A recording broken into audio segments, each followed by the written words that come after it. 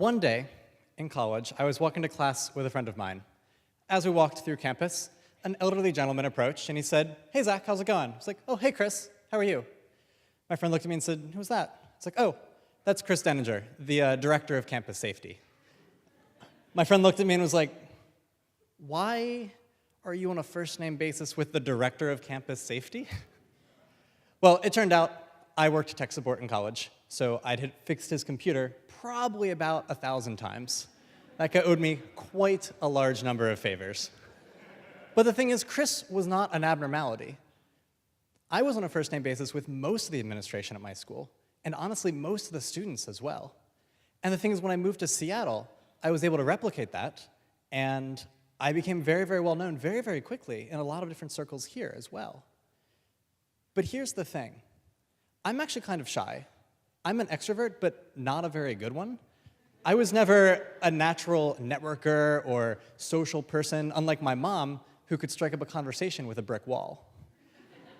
So how did I go from this honestly really quiet, not very social person to someone who was known by just about everybody? Well, we've got 3 pretty simple rules that I want to share with you guys tonight. When I came to Seattle, I actually moved here for a girl. Not many people know that. Yeah, there she is. And so when I moved here, she was really the only person I knew. And I knew I needed to really jumpstart my network and go meet a bunch of new people. And I looked around and I realized there was an Ignite Seattle event coming up.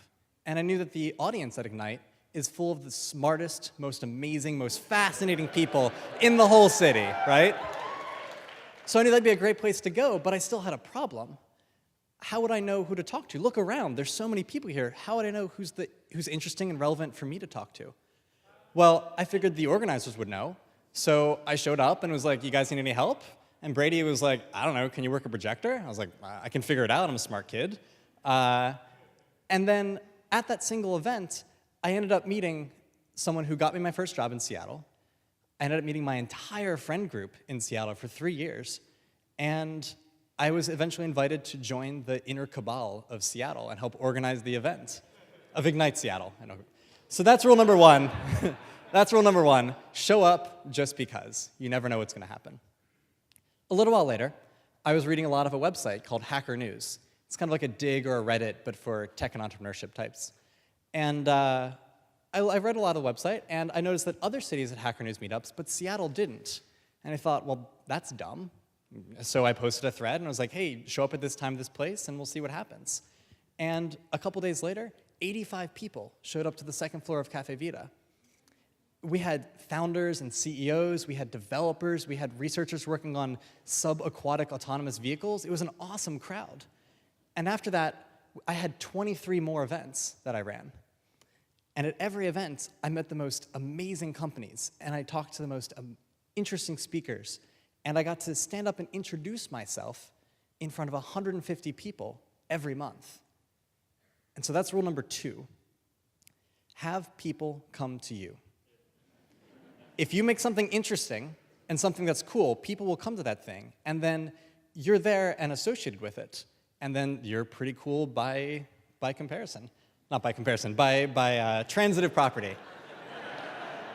And that leads us to rule number 3, which is generate attention to the interesting things that you do. So many people do really cool things, but whether it's because they're shy or humble or they just don't think anyone else is interested, they don't tell anyone about it. When I went to my first tech job in Seattle, I didn't really know where the tech companies were, so I found a list and I made a map of just physically where all the companies were. It took like 4 or 5 hours, but at the end of it, I was like, other people might get kind of a kick out of this. So I emailed GeekWire, and they posted about it. And over the course of a day or two, there were like 5,000 or 6,000 hits to my website. And I had 2 job offers by the end of the week, which was definitely not what I expected, but it worked out because I drew attention to the cool thing I did.